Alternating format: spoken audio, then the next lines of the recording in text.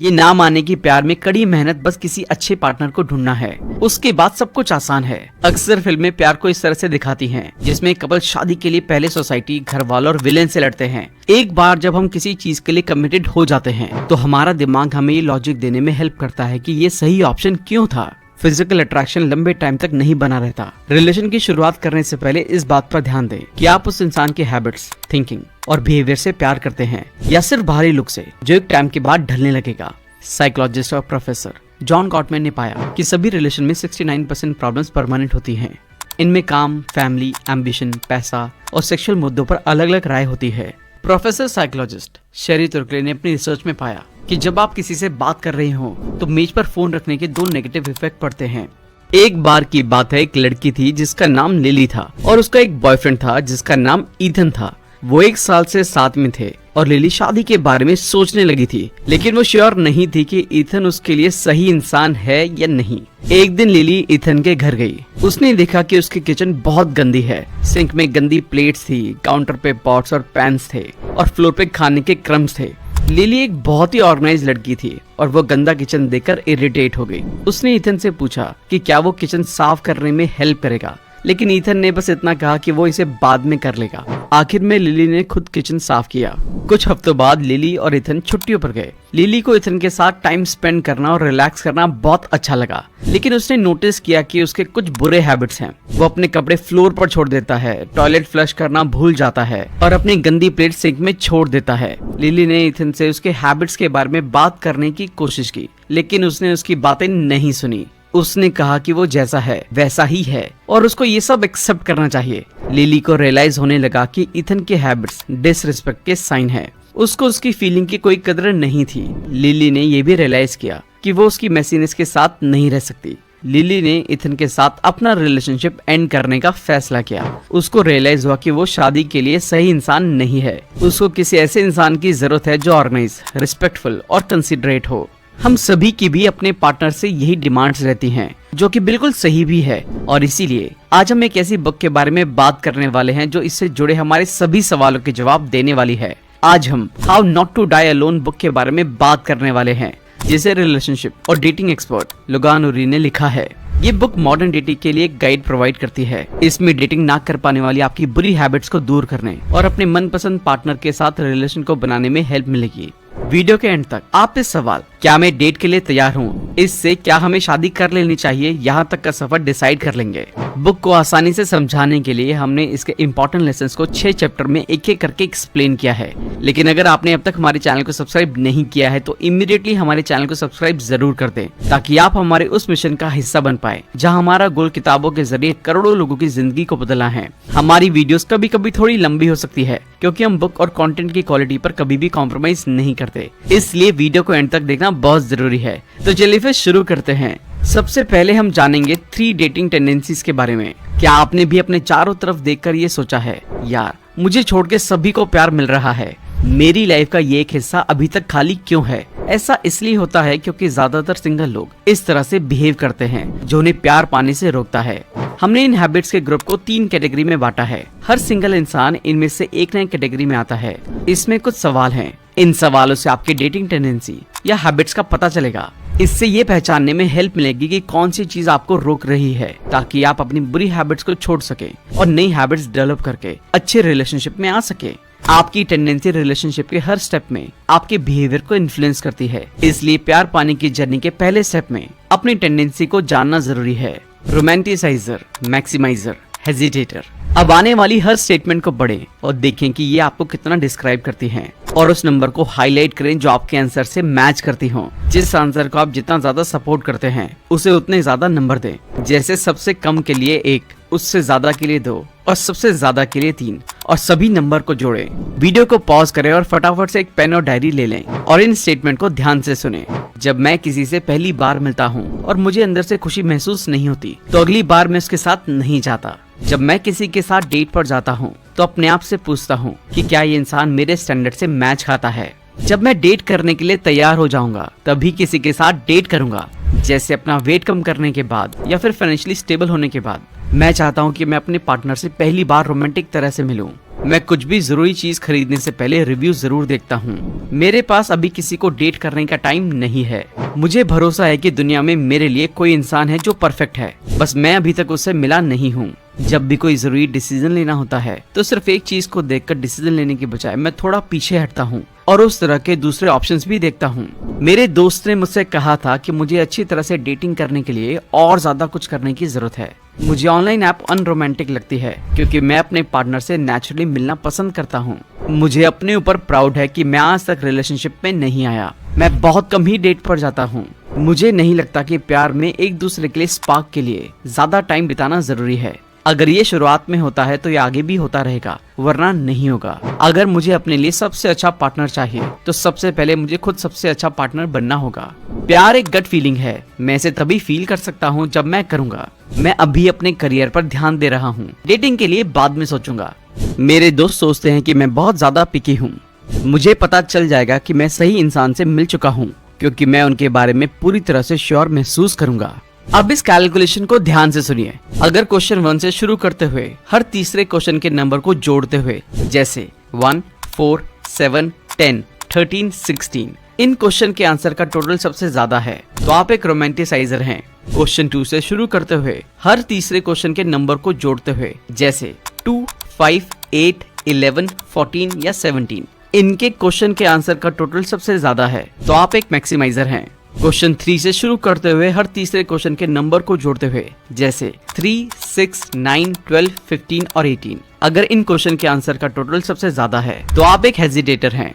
आपने जिसमें सबसे ज्यादा स्कोर किया है वो आपकी डेटिंग टेंडेंसी है। अगर आप एक रोमांटिसाइजर हैं तो एक ऐसा लाइफ पार्टनर चाहते हैं जो आपकी इमेजिनेशन के हिसाब से एकदम परफेक्ट हो। आप मानते हैं कि आप अब तक इसलिए अकेले हैं क्योंकि अभी तक सही इंसान से नहीं मिले हैं। आपका प्यार को लेकर आइडियल बिलीव ये है कि ये जब होना होगा तब अपने आप हो जाएगा।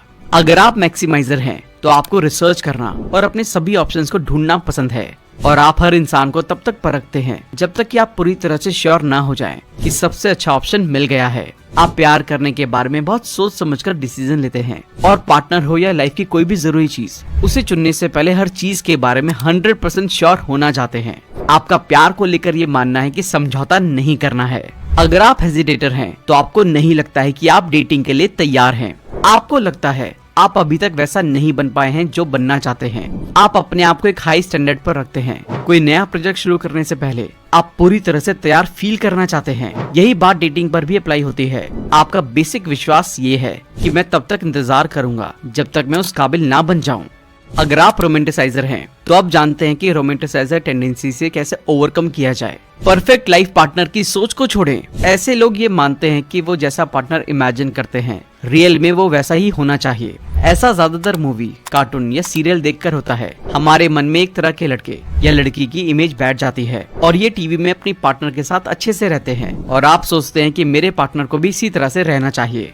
ये टेंडेंसी न सिर्फ सीधे आपके पार्टनर को परेशान करती है बल्कि आप भी उनकी पॉजिटिव चीजें नहीं देख पाते। लेकिन रियलिटी अक्सर इससे अलग होती है। हम में से कोई भी परफेक्ट नहीं है। इसके बारे में सोचें कि पिछली बार आपने किसी को कब निराश किया था। आप अपनी कमियों को देखना नहीं चाहेंगे तो फिर दूसरों से परफेक्शन की उम्मीद क्यों करें। अब इस सच्चाई को मानने का टाइम आ गया है कि हम सभी सिर्फ एक अच्छी या बुरी हैबिट से नहीं बने हैं बल्कि एक पैकेज की तरह हैं जिनमें ये दोनों शामिल है, जिसमें कई चीज आपकी उम्मीद से अलग भी हो सकती है। हो सकता है कि वो इंसान आपकी उम्मीद से छोटा, लंबा, पतला, काला या स्मार्ट हो। उस इंसान की अच्छाइयों पर ध्यान देने के बजाय कमियों पर ध्यान देने से वो इम्परफेक्ट लगने लगता है। इसलिए परफेक्शन की उम्मीद ना करें। ये ना माने कि प्यार में कड़ी मेहनत बस किसी अच्छे पार्टनर को ढूंढना है, उसके बाद सब कुछ आसान है। अक्सर फिल्में प्यार को इस तरह से दिखाती हैं जिसमें कपल शादी के लिए पहले सोसाइटी, घर वालों और विलेन से लड़ते हैं, लेकिन एक बार जब वो विलेन पर जीत पा लेते हैं और एंड में एक साथ होने के बाद उनकी लाइफ में चैलेंजेस खत्म हो जाते हैं, उसके बाद वो हमेशा खुश रहते हैं। इस माइंडसेट को बदलने की जरूरत है। कोई भी रिलेशन हमेशा आसान नहीं होता। यहाँ तक कि सबसे खुशहाल कपल को भी शादी के बाद रिलेशनशिप को बनाए रखने के लिए एफर्ट्स की जरूरत होती है। अक्सर असली चैलेंजेस बाद में आते हैं। सबसे मुश्किल हिस्सा वो डेली के काम है जो आप एक अच्छे रिलेशन को डेवलप करने और बनाए रखने के लिए करते हैं। इन बातों पर भी ध्यान दें कि हनीमून पीरियड खत्म होने के बाद ये याद रखें कि लाइफ में आने वाली सभी लॉजिकल, फाइनेंशियल, इमोशनल और स्पिरिचुअल चैलेंजेस के दौरान आप एक दूसरे का साथ कैसे देंगे और 30 साल और 2 बच्चों के बाद अपने पार्टनर को दिन के एंड में देखने के लिए आप कितने एक्साइटेड होंगे। ये माइंडसेट छोड़ दें कि प्यार आपको खुद ढूंढ लेगा। ऑथर एक कार्टून के बारे में बताते हैं जिसमें एक लड़का बाजार में टमाटर लेने गया। तभी उसी दुकान पर टमाटर लेती हुई एक लड़की मिली और दोनों को पहली नजर में प्यार हो गया। अगर आप भी सोचते हैं कि ऐसा आपके साथ भी होगा, आप ठीक उसी टाइम पर उस अच्छे दिखने वाले टमाटर को उठाएंगे जब आपके साथ वाली सुंदर अजनबी लड़की उसे लेने जा रही होगी। दोनों की आंखें मिलेंगी। वो आपको बताएगी कि उसकी दादी की पसंद की सब्जी बनाने के लिए उसको टमाटर की जरूरत है और आप टमाटर उसे ले जाने के लिए कहेंगे। फिर वो आपसे पूछेंगी कि क्या आपको थैंक यू कहने के लिए हमें कॉफी शॉप में चलें। फिर दोनों की बातें शुरू हो जाएंगी और 11 महीने की एक लंबी डेटिंग के बाद आपकी दूसरे शहर में जॉब लग जाएगी। वो एयरपोर्ट पर आपके पास आएंगे और कहेंगी, प्लीज मुझे छोड़कर मत जाओ। रियल लाइफ में बिना पहला एफर्ट किए ऐसा शायद कभी नहीं होने वाला है। हालांकि ऐसे लोग हमें अपनी डेली लाइफ की पार्टी, वर्क प्लेस या किसी सेमिनार में हर टाइम मिलते रहते हैं, लेकिन वहाँ हम अपने काम में इतने ज्यादा बिजी होते हैं कि अक्सर ध्यान नहीं जाता। इसलिए इस मेंटालिटी को छोड़े कि बैठे रहने से प्यार अपने आप मिल जाएगा। प्यार को ढूंढने से लेकर उसे बनाए रखने तक काम करना पड़ता है। पार्टी या ऑफिस में अच्छे पार्टनर की तलाश के लिए आपको उन्हें ढूंढने के लिए कोशिश करनी होगी। अगर आप मैक्सिमाइजर हैं तो आप जानते हैं कि मैक्सिमाइजर टेंडेंसी को कैसे ओवरकम करना है। मैक्सिमाइजर लोग डिसीजन लेने से पहले हर चीज को पक्का करना चाहते हैं। जब डेटिंग की बात आती है तो ये थोड़ा चैलेंजिंग हो जाता है, क्योंकि आप अपने शहर के हर उस लड़के या लड़की से नहीं मिल सकते जो आपका लाइफ पार्टनर बन सकता है। तो पूरी दुनिया की तो बात छोड़ ही दीजिए, अगर शादी करने या लॉन्ग लास्टिंग रिलेशनशिप के लिए कमिटेड रहना चाहते हैं तो आपको अपने पास मौजूद इन्फॉर्मेशन के बेस पर डिसीजन लेना होगा। अगर आप मैक्सिमाइजर हैं तो ये आइडिया आपको परेशान कर सकता है कि अगर आप जो ऑप्शन चुन रहे हैं उससे खुश नहीं रहे तो क्या होगा। तो इसके लिए एक अच्छी न्यूज है, हमारे पास हमें खुश करने के लिए हमारी तरफ से काम करने वाला एक पावरफुल टूल है, हमारा दिमाग। एक बार जब हम किसी चीज के लिए कमिटेड हो जाते हैं तो हमारा दिमाग हमें ये लॉजिक देने में हेल्प करता है कि ये सही ऑप्शन क्यों था। इमेजिन कीजिए कि आपने एक महंगा कोट खरीदा है जिसे आप 30 दिनों के अंदर कभी भी रिटर्न कर सकते हैं। आप इसे घर ले जाने के बाद इसके फायदे और नुकसान के बारे में कई बार सोचेंगे और आपका वापस करने का मन भी कर सकता है। लेकिन जब आप उसे पहनते हैं और आपको अच्छा लगता है तो आप इसे पहनना ही पसंद करने लगते हैं। ऐसा क्यों? क्योंकि अब आपको इसे वापस करने के बजाय पहनने में ज्यादा फायदा नजर आता है। आप इस कमियों के बारे में चिंता भी नहीं करते हैं और एक समझदार इंसान की तरह आप उसे अपना लेते हैं। ये डेटिंग के लिए भी काम करता है। जब आप किसी के लिए कमिटेड होते हैं तो आपका दिमाग आपको ये समझाने की पूरी कोशिश करेगा कि ये एक अच्छा डिसीजन था। अपने रिलेशन से सेटिस्फाइड लोग इस बात को समझते हैं और इसका फायदा उठाते हैं। सेक्रेटरी प्रॉब्लम की तरह इसे हैंडल करें। इमेजिन कीजिए कि आप अपनी कंपनी के लिए एक सेक्रेटरी को हायर कर रहे हैं। इसके लिए ऐसे 100 पोटेंशियल कैंडिडेट्स हैं जिनका आपको एक एक करके इंटरव्यू लेना होगा। हर इंटरव्यू के बाद आप डिसाइड करते हैं कि उस इंसान को काम पर रखना है या सबसे अच्छे कैंडिडेट को ढूंढते रहना है। अगर आप किसी को रिजेक्ट करते हैं तो वो चला जाएगा। आप बाद में अपना मन बदलकर उसे जॉब पर नहीं रख सकते। ऐसे में आपको ये सोचना है कि सबसे अच्छा कैंडिडेट चुनने की आपकी पॉसिबिलिटीज को मैक्सिमाइज कैसे किया जाए, ताकि आप इस प्रोसेस में बहुत जल्दी डिसीजन ना लें, क्योंकि एंड में उन सब में से सबसे अच्छा कैंडिडेट भी मिल सकता है। लेकिन आप बिना चुने सभी से अच्छा होने की उम्मीद लगाकर नहीं बैठ सकते, क्योंकि क्या होगा अगर लास्ट के ऑप्शन बहुत अच्छे नहीं निकले। इस प्रॉब्लम का सही सॉल्यूशन निकालने के लिए 37% कैंडिडेट का इंटरव्यू लेने के बाद रुक जाएं और इस पहले ग्रुप में से सबसे अच्छे कैंडिडेट की पहचान करें। अब आपके पास एक यूजफुल बेंचमार्क है कि अगर इससे अच्छा कैंडिडेट आगे मिलता है तो उसे मौका देंगे या फिर पहले ग्रुप के उस कैंडिडेट को हायर करेंगे। ये तरीका डेटिंग पर भी अप्लाई करें। सेक्रेटरी प्रॉब्लम में आप जानते हैं कि 100 पोटेंशियल कैंडिडेट्स हैं। डेटिंग में आपको पता नहीं होता कि कितने पोटेंशियल लोग हैं, इसलिए ऐसे में आप कितने लोगों को डेट कर सकते हैं इसके बारे में सोचने की बजाय इस बारे में सोचें कि आप कितने टाइम तक एक्टिवली एक पार्टनर को ढूंढेंगे। उस टाइम पीरियड में 37% का रूल अप्लाई करें। इसके लिए आपके पास 2 ऑप्शन हैं। अब तक जिस पोटेंशियल पार्टनर से आप मिले हैं उसका बेंचमार्क और आप अगले कितने टाइम तक डेट करना चाहते हैं। मान लें कि आप अगले 6 महीने तक एक लाइफ पार्टनर ढूंढना चाहते हैं तो अपने पिछले रिलेशनशिप के बेस पर एक बेंचमार्क सेट कर लें कि उससे अच्छा मिलेगा तो ठीक है, या फिर पिछले वाले के साथ ही आप आगे रिलेशन को बढ़ाएंगे। लेकिन अगर आप हेजिटेटर हैं तो हेजिटेटर टेंडेंसी को किस तरह से ओवरकम करते हैं, अब ये जानते हैं। अगर आप हेजिटेटर हैं तो आपकी इंटेंशन डेटिंग शुरू करना है, लेकिन आप डेट करने की चाहत और असलियत में डेट करने के बीच के गैप में फंसे हुए हैं। रियल डेट शुरू करने में आपकी हेल्प के लिए आपको इन स्टेप्स को अपनाना चाहिए। एक डेडलाइन सेट करें। हमें एक्शन लेने में मोटिवेट करने के लिए डेडलाइन सबसे इफेक्टिव तरीकों में से एक है। छोटी डेडलाइन ज्यादा अच्छी तरह से काम करती है। इमेजिन कीजिए कि आपको अपने बैंक से एक ईमेल मिलता है जिसमें आपसे अपना पासवर्ड बदलने के लिए कहा जाता है। वो कोई डेडलाइन नहीं देते। आपके ऐसा करने की कितनी पॉसिबिलिटी है? हो सकता है कि आप इसे बदलने की इंटेंशन रखते हो, लेकिन क्योंकि ऐसा लगता है कि आप इसे कभी भी कर सकते हैं, इसलिए एक्शन लेने से पहले आप शायद इसे भूल जाएंगे। अब इमेजिन करें कि आपका बैंक आपको ईमेल करता है और कहता है कि दिन के एंड तक आप अपना पासवर्ड बदल लें। इस केस में आपके पास एक छोटी और सॉलिड डेडलाइन है। आप या तो इमीडिएटली अपना पासवर्ड बदल लेंगे या इसे करने के लिए एक टाइम डिसाइड कर लेंगे। इस तरह डेडलाइन के साथ आपके एक्शन लेने की पॉसिबिलिटी बढ़ जाती है। डेटिंग में भी यही तरीका काम करता है। अपनी डेडलाइन डिसाइड करें कि आप कब डेटिंग शुरू करने जा रहे हैं। इसके लिए अभी से कम 3 हफ्ते का टाइम डिसाइड करें कि इतने टाइम में आप डेटिंग शुरू कर ही देंगे। अब तैयारी करें। एक बार जब आप डेडलाइन डिसाइड कर लें तो डेटिंग से पहले का काम शुरू कर दें। जैसे डेटिंग एप्स डाउनलोड करें, कुछ अच्छी डेटिंग ड्रेस इकट्ठा करें, ध्यान से सुनना और दूसरों के साथ अच्छा बिहेव करना सीखें। अगली बार जब आप किसी दोस्त के साथ डिनर कर रहे हो तो ध्यान दें आप कैसे आ रहे हैं, कैसे सुन रहे हैं और सामने वाले से बात करते टाइम उसे कितना ज्यादा कंफर्टेबल फील करवा रहे हैं, वो आपसे बात करने में कितने एक्साइटेड लग रहे हैं। अगर आपके पास क्लासी फोटो नहीं है तो अपने कुछ अट्रैक्टिव फोटोज लें। इसके अलावा आपको डेटिंग करने से कौन सा डर रोक रहा है, इसे पहचानें और दूर करें। इसके लिए आप ट्रेनर की हेल्प भी ले सकते हैं, लेकिन थेरेपी के लिए जाना डेटिंग शुरू ना करने का कोई बहाना नहीं है। ये कोई इमीडिएट सॉल्यूशन नहीं है। ये उम्मीद ना करें कि ये आपको कुछ ही हफ्तों में खुद के सबसे बेस्ट वर्जन में बदल देगा, जिसके बाद आप डेट के लिए पूरी तरह से तैयार हो जाएंगे। ये लाइफ लॉन्ग चलने वाला प्रोसेस है। आप डेटिंग पर अपना बेस्ट दें और साथ साथ खुद के बेहतर वर्जन बनने पर भी ध्यान दे सकते हैं। अब बारी है दूसरों को बताने की। अगर आप पब्लिकली दूसरों के सामने अपने गोल्स को बताते हैं तो उन पर ध्यान बनाए रखने की ज्यादा पॉसिबिलिटी होती है। सोशल साइकोलॉजिस्ट केविन मैकॉल ने अपनी टीम के साथ मिलकर एक रिसर्च किया। उन्होंने उन स्टूडेंट्स को लिया जिनका कुछ ही महीनों में एग्जाम होने वाला था और उन्हें अलग अलग ग्रुप्स में बांट दिया। स्टूडेंट के एक ग्रुप से अपने टारगेट टेस्ट स्कोर्स यानी कि जितना स्कोर वो एग्जाम में करना चाहते थे उसको अपने ग्रुप के साथ शेयर करने के लिए कहा और स्टूडेंट के एक अलग ग्रुप को अपने गोल्स को पर्सनल रखने के लिए कहा। उन्होंने पाया कि जिन लोगों ने दूसरों के साथ गोल शेयर किया था उन्होंने गोल के लिए ज्यादा कमिटेड महसूस किया, एग्जाम के लिए पढ़ाई करने में ज्यादा टाइम बिताया और उनके गोल तक पहुंचने और अपना सेट किया हुआ गोल स्कोर हासिल करने की पॉसिबिलिटी 20% ज्यादा थी। अपने 2 या 3 करीबी दोस्तों या फैमिली मेंबर्स को बताएं कि आप डेटिंग शुरू करने जा रहे हैं। अपनी डेडलाइन उनके साथ शेयर करें। एक बार ये पब्लिकली बताने के बाद आप काम करने के लिए ज्यादा मोटिवेटेड महसूस करेंगे, क्योंकि अब आपकी रेपुटेशन और डिग्निटी दांव पर लगी है। इसका एक बोनस फायदा ये है कि अपनी डेटिंग गोल्स को अपने ग्रुप के साथ शेयर करने से उनमें से इंटरेस्टेड लोगों के लिए आपके साथ डेट करने का रास्ता खुल जाता है। हो सकता है उनमें से कोई दिल ही दिल में आपको चाहता हो। आपके बोलने से वो अपने दिल की बात आपको बता सकता है। अब छोटे से शुरुआत करें। एक बार में ही रोज रोज डेटिंग करने की कोशिश ना करें। ये थका देने वाला और बोरिंग हो जाएगा, क्योंकि लाइफ में और भी जरूरी काम होते हैं। शुरुआत छोटे से करें, लेकिन जो भी प्लानिंग करें उसे रियल में जरूर करें। साइकोलॉजिस्ट एडविन लोके और गैरी लेथम ने पाया कि स्पेसिफिक गोल बनाने से न सिर्फ आपको अपने गोल को हासिल करने की ज्यादा पॉसिबिलिटी होती है, बल्कि डिसाइड किए हुए गोल से ज्यादा पाने की मोटिवेशन भी मिलती है, जिससे हमारा सेल्फ कॉन्फिडेंस और सेल्फ एफिकेसी बढ़ती है।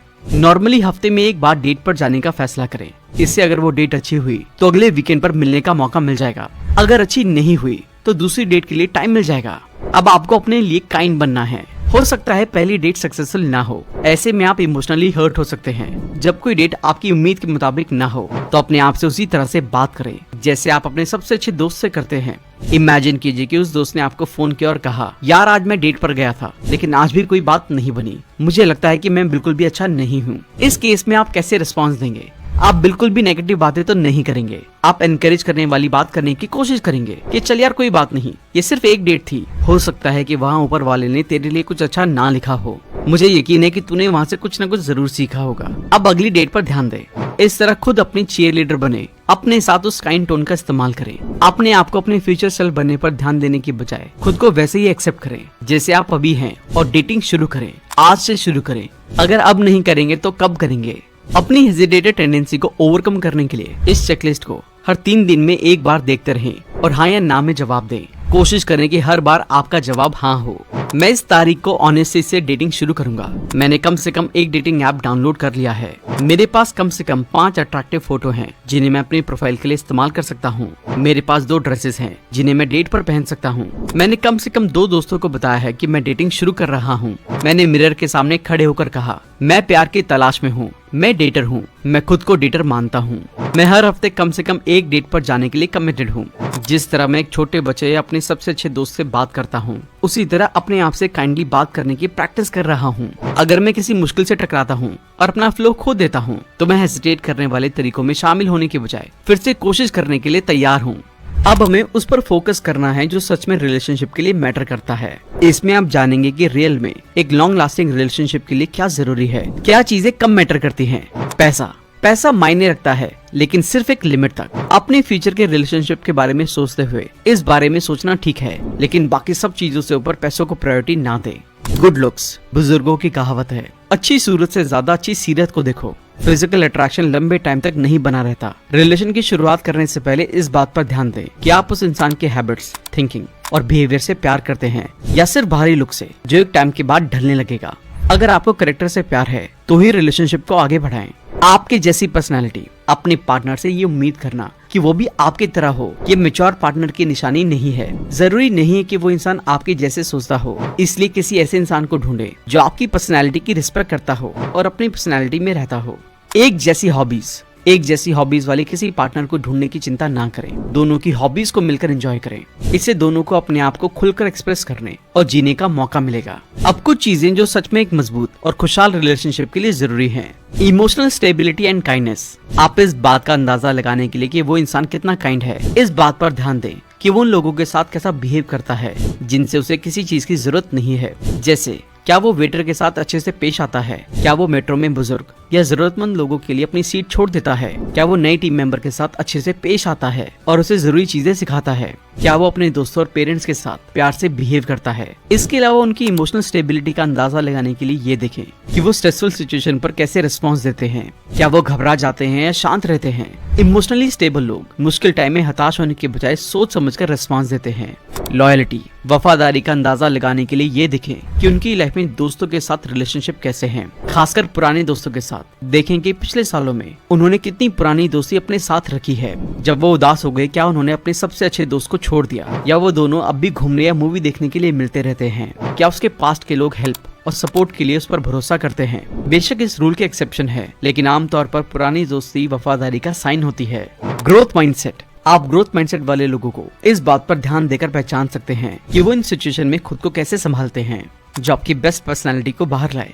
एक खुशहाल रिलेशन के लिए ये जरूरी है कि जब आप दोनों एक साथ आते हो तो दोनों को बेहतर बनने का मौका मिले। ये नोटिस करें वो इंसान आप में किस तरह की फीलिंग लाता है। क्या उनकी काइंडनेस आपको स्ट्रेस फ्री महसूस करवाती है और आपकी परवाह करती है, या उनकी चिंता आपकी चिंता को बढ़ा देती है। आपको ये समझना चाहिए कि आप में वो कौन सी क्वालिटीज हैं, क्योंकि जब भी आप उनके साथ होंगे तो आप ऐसे ही बन जाएंगे।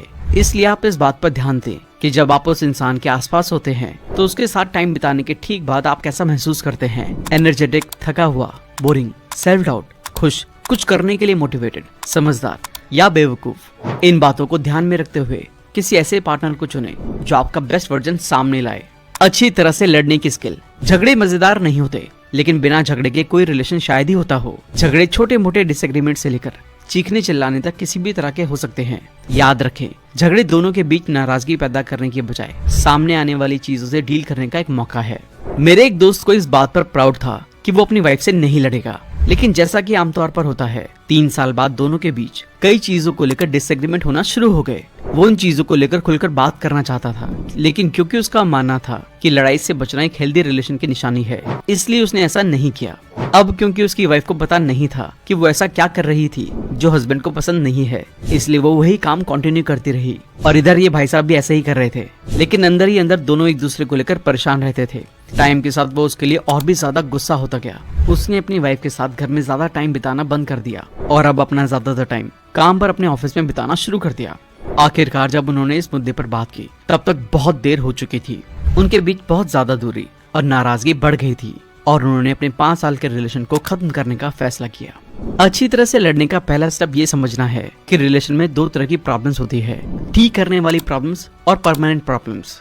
साइकोलॉजिस्ट और प्रोफेसर जॉन गॉटमैन ने पाया कि सभी रिलेशन में 69% प्रॉब्लम्स परमानेंट होती हैं। परमानेंट प्रॉब्लम्स में वो कंडीशन शामिल हैं जिसमें दोनों के थॉट्स पूरी तरह से अलग होते हैं। इनमें काम, फैमिली, एम्बिशन, पैसा और सेक्सुअल मुद्दों पर अलग अलग राय होती है। जैसे इमेजिन करें कि आप एक ऐसे इंसान हैं जो हर जगह 5 या 10 मिनट देरी से पहुंचते हैं, और आपके पार्टनर एक ऐसी फैमिली में बड़े हुए हैं जहां टाइम से 5 या 10 मिनट पहले पहुंचने पर जोर दिया जाता था। ऐसे में जब भी वो अपनी जगह सही होते हुए आपको टाइम से आने जाने को लेकर कुछ कहेंगे तो आपस में बहस हो सकती है। आप इस डिफरेंस को मैनेज करने के लिए इस तरह का सॉल्यूशन ढूंढ सकते हैं, जैसे अलग अलग होकर अपने टाइम से उस जगह पर जाना। लेकिन क्योंकि आप दोनों पार्टनर हैं, इसलिए ये पॉसिबल नहीं है। गोल एक दूसरे को बदलने या किसी समझौते पर आने के लिए राजी करना नहीं है, बल्कि इस डिफरेंस के साथ जीने का एक प्रोडक्टिव तरीका अपनाएं। जैसा कि रिलेशनशिप एडवाइजर डैन विले कहते हैं, लाइफ पार्टनर चुनते टाइम आप अनसुलझी प्रॉब्लम्स का एक ग्रुप चुनते हैं, इसलिए अपना गोल ऐसा पार्टनर ढूंढना ना बनाएं जिसके साथ आप लड़ते नहीं हैं। ऐसा पार्टनर चुने जिसके साथ आप अच्छी तरह से लड़ते हों और जिससे आपको ये चिंता ना हो कि लड़ाई से रिलेशन खत्म हो जाएगा। अच्छी तरह से लड़ने का दूसरा पहलू डिसएग्रीमेंट से बाहर आकर दोनों के एग्रीमेंट वाला एक तरीका अपनाना है। इसके लिए जिस चीज पर दोनों एग्री नहीं हो पा रहे हैं उसे मजाक बना दें और अगली बार कैजुअली लें। आपको